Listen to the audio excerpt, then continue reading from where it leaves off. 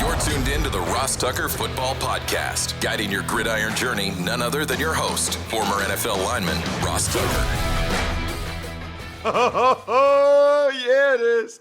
But it's not just any Ross Tucker Football Podcast. It is a Power Rankings Tuesday, presented, of course, by DraftKings. I'm Ross Tucker, former NFL offensive lineman. You know this. 5 teams, 7 years.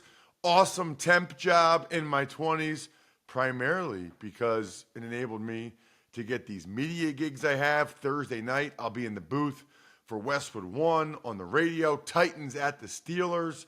Saturday in the booth for CBS television, Ohio State at Rutgers. Double dipping this weekend. Should be amazing, just like you guys are amazing. Those of you that spread the word via social media, any way you do it, at Ross Tucker NFL or at Ross Tucker Pod on TikTok or Twitter or Instagram or Facebook. I love those of you that do that. It helps us spread the word about what we're doing. Just engage in any way. Love those of you who take advantage of our sponsors too. Anytime we tweet out the show, or if you just go to rosstucker.com, click on that link and you can go right to the sponsors tab and see all the terrific sponsors that we have for you guys. YouTube.com/Ross Tucker NFL, a great way to check out the show. Logan Taylor is our patron of the week. Patreon.com/RT Media. I'm on there pretty much every day, like I was yesterday, engaging in some of the conversations. Some of you guys were complimenting my call of the Ravens-Cardinals game. I really appreciate that. It was fun. It's always fun to be on our private Slack channel just for us, just like it's always fun to talk about every single team in the NFL, including your team. But first, it's Big Show time. The Big Show.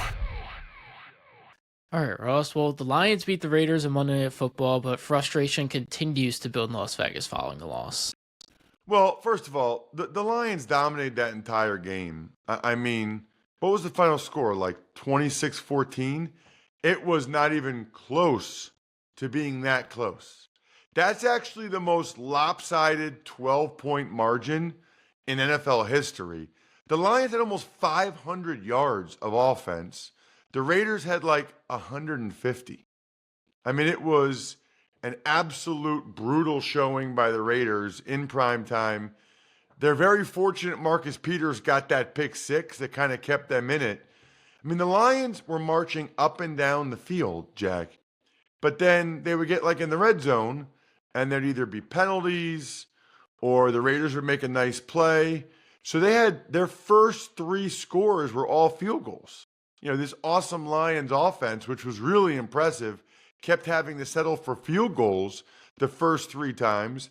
And then the Raiders, I don't know how they did this, Jack. The Raiders had one legit drive where it felt like they just handed the ball to Josh Jacobs every play and went all the way down the field for a touchdown. That was actually low-key awesome drive by the Raiders. I thought, okay, Raiders. I mean, their O-line like took over. They're just grinding it out on the road. That was it. The Lions finished the first half strong with another touchdown for Sam Laporta. How about these Lions rookies? Are you kidding me? Sam Laporta, Jahmyr Gibbs had the night of his life. He is electric and was fantastic with David Montgomery out. You see why Jahmyr Gibbs got drafted as high as he did. He just has another gear. He's explosive.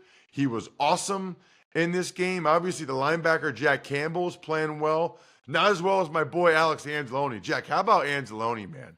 I mean, 2 sacks, flying all over the place, making plays. Could not be more proud of Alex and what he's doing. But really, I mean, the only thing that kept the Raiders in it was Jared Goff made a terrible throw on a pick six. I think Amon-Ra St. Brown turned his route up, and Goff was going to keep coming back for the ball. And so that's how it looks like that. Kudos to Peters for that. And, I mean, the Lions even had a controversial fumble on Craig Reynolds on the goal line, which was hilarious. The refs didn't see it, so they just said, okay, yeah, it's a fumble. If you don't see it, you can't say it's a fumble. He was clearly down unless he was levitating an inch above the ground. What are we even talking about here? Anyway, The only other thing I'd say is Aleem McNeil had a great game, terrific game for the Detroit Lions at D tackle. I'll have more to say about the Raiders in a little bit. What I do have to say right now is the Game Time app is incredible. You know, this might be the sponsor that you guys have taken advantage of the most. I get an email, probably one a day, maybe two, from you guys to Ross at rosstucker.com with you telling me the tickets that you got on the Game Time app. So legit. I usually don't do a game the weekend of like the SEC Championship, Big Ten Championship.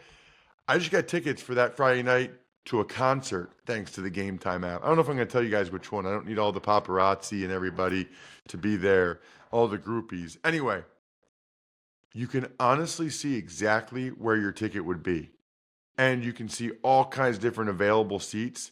I'm obsessed with this thing. Take the guesswork out of buying tickets with Game Time. Download the Game Time app, create an account, and use code ROSS for $20 off your first purchase. Terms apply. So again, create an account and redeem code ROSS for $20 off. Download Game Time today. Last minute tickets, lowest price, guaranteed.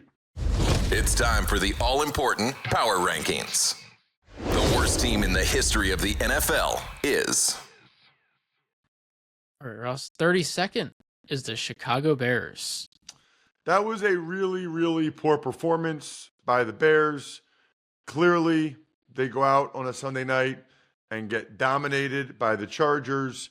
Looks like Tyson Bagent will start again this week for them.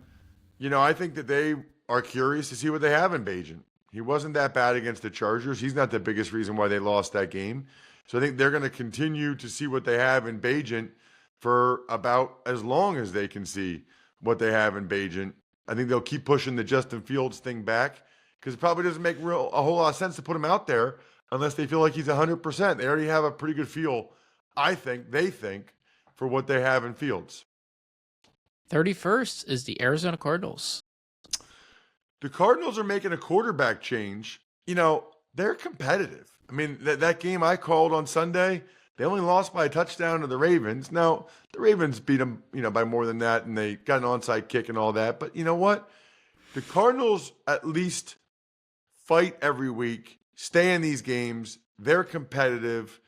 But now they're either going to go with Kyler Murray or Clayton Tune at quarterback this week. So essentially, Josh Dobbs is being benched. They'll either go with the rookie Tune or Kyler Murray as soon as he's ready. They just got to see by the end of the week if they feel good enough putting him out there. Look, it'll be 9 practices for him in this new offense, which that's asking a lot. Coming off an ACL, 9 practices.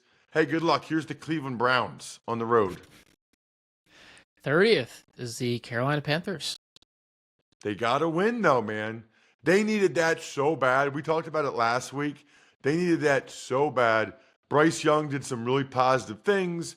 The defense played better. That's why I'm moving them up a little bit. They look like they're coming out of the bye better, and at least they got that first win and the monkey off their back a little bit for Frank Reich in Carolina and Bryce Young. And to do it against C.J. Stroud and the Texans, that was big.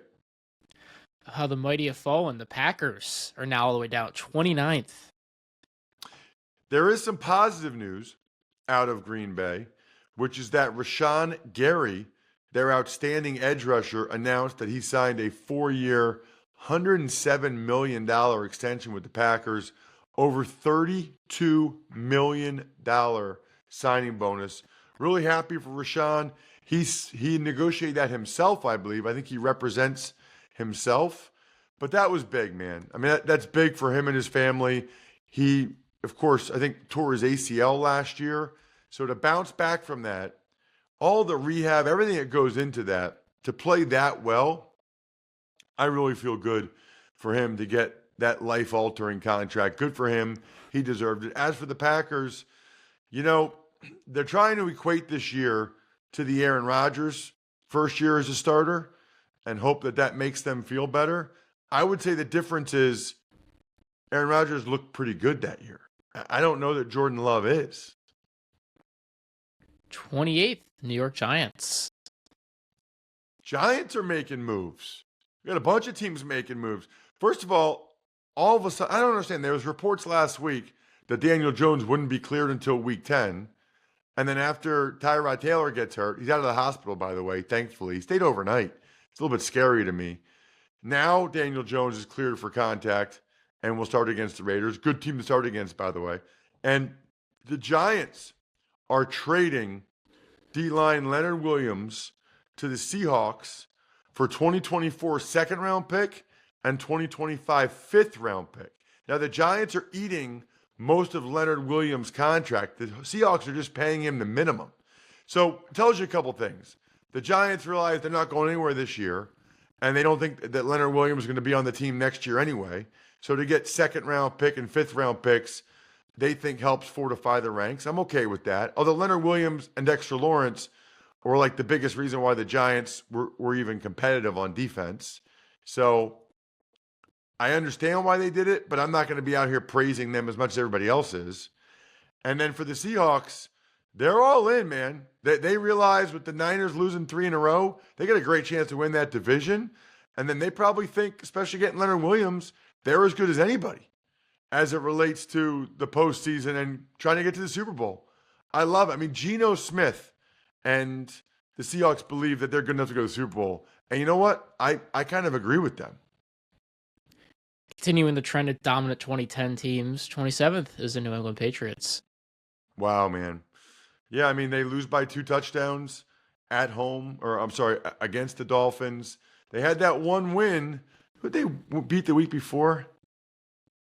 I don't know. The Buffalo Bills. Yeah, the Bills. They beat the Buffalo. What a loss by the Bills. Man, that's brutal.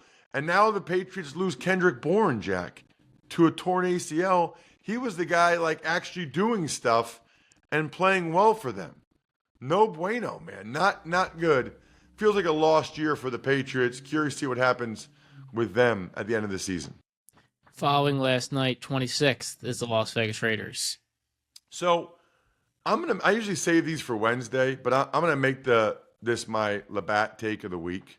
It's presented by Labatt Blue Light, the pristine Canadian Pilsner. Enjoy your beers together so you can live life to the power of we. Always enjoy responsibly. Beer, Labatt USA, Buffalo, New York. Raiders fans deserve better than this. Are you kidding me? I mean, look at the quotes after the game from Devontae Adams, from Josh Jacobs. This is about as bad as I've ever seen it, and it can all be traced to Mark Davis's decision to fire Rich Bisaccia and Mike Mayock, even though they made the playoffs and were in the red zone against the Super Bowl-bound Bengals, despite the fact that they'd all agreed in emails that year and what happened with Henry Ruggs. Bisaccia should have gotten a contract extension. This is karma for Mark Davis and the Raiders organization for putting up their nose to Rich Bisaccia, right? They were too good for Rich Bisaccia and Mike Mayock. You had to bring in somebody from the Patriots. You had to bring in Josh McDaniels. And now they're an absolute disaster for the second year in a row. That Monday night performance was embarrassing. I know a bunch of Raiders fans, and they are diehard. They deserve better than this. 25th, LA Rams. Well, the Rams are kind of going in the wrong direction here now. They're banged up. They don't have the pieces when they have injuries like this to really be able to sustain on either side of the ball. They got hammered in that game by the Cowboys. You know, I was feeling better about the Rams a little bit earlier in the year. 24th, Denver Broncos. Broncos are moving on up. Maybe Sean Payton can coach, huh? Was that back-to-back wins, I think? And they certainly took it to the Chiefs. They're playing so much better on defense. This is like one of the all-time 180s for a team, Jack, on one side of the ball or the other. It's incredible what they're doing on that side of the ball. 23rd, Tennessee Titans. Well, it's Will Levis time. I'm looking forward to seeing them up close and personal on Thursday night. You know, short week for Levis to prepare. We'll see if they make any more trades today, right? There was some thought after the Byard trade that maybe you could get DeAndre Hopkins, maybe you could get Derrick Henry. I don't know. The way Levis played in that last game and the way people are excited about the Titans again now, I don't know if they will trade anybody else today. We'll have to see. Today, by the way, is Halloween. Happy Halloween. I'm very much looking forward to trick-or-treating with my daughter tonight, even though it'll be freezing. And also, happy NFL trade deadline. This is a big day. 22nd, Indianapolis Colts. That was not a good performance by them. That was a disappointing loss, the way they kind of got it taken to them. But Jonathan Taylor still did some positive things. I'm a little disappointed right now, I'd say, in the Colts defensively. Kind of expected more from them there, but they are still running it pretty well. They just, it looked to me like they were still shell-shocked from that loss to the Browns. 21st, New Orleans Saints. Oh, when the Saints come marching in, come march. Oh, when the Saints come marching in. So that was by far their best performance on offense this year. The question now for the Saints is whether or not they can somehow sustain that level of performance or at least play like that moving forward. Carr looked good. Rashid Shaheed is a big play dude. They have a chance. 20th, Houston Texans. Not a great performance for them coming off the bye, especially on offense. Carolina had not been stifling people like they were able to stifle C.J. Stroud and company. Commanders at 19th. Can you imagine how frustrated the Commanders must be with the way they're able to play against the Eagles, but they just can never, they can't win the game. Although they beat them last year. They were the only people to beat Jalen Hurts last year. But that has to be maddening if you're a Commanders player. And they're a team to watch here now at the trade deadline. 18th is Tampa Bay Buccaneers. They feel like they're going in the wrong direction. Still competitive, still pretty good, both sides of the ball. You know, they still had that Hail Mary. Like, they're there, but doesn't feel like they are a real contender. Although it doesn't really feel like anybody in the NFC South is a real contender. Speaking of the NFC South, Atlanta Falcons, 17. Falcons in the news on a couple different levels, Jack. Number one, Grady Jarrett, their D tackle, torn ACL. Awful. Absolutely awful. He is a fantastic football player. Their best football player, arguably, on defense. So as a result, the Falcons know they need somebody. So they traded for Kentavious Street. So they're giving up a 2024 sixth-round pick. It's conditional, but sixth-round pick as long as he plays in 6 games, which you would imagine that he would, for a 2025 seventh-round pick and to get Kentavious Street. So Eagles move the pick up a year and up a round for a guy that, with Tui Pelotu back, you know, Street really wasn't going to get that many reps anyway for the Eagles. And so they feel like they're getting some value out of this. And the Falcons really need somebody at this point. Halfway mark, the Chargers at 16.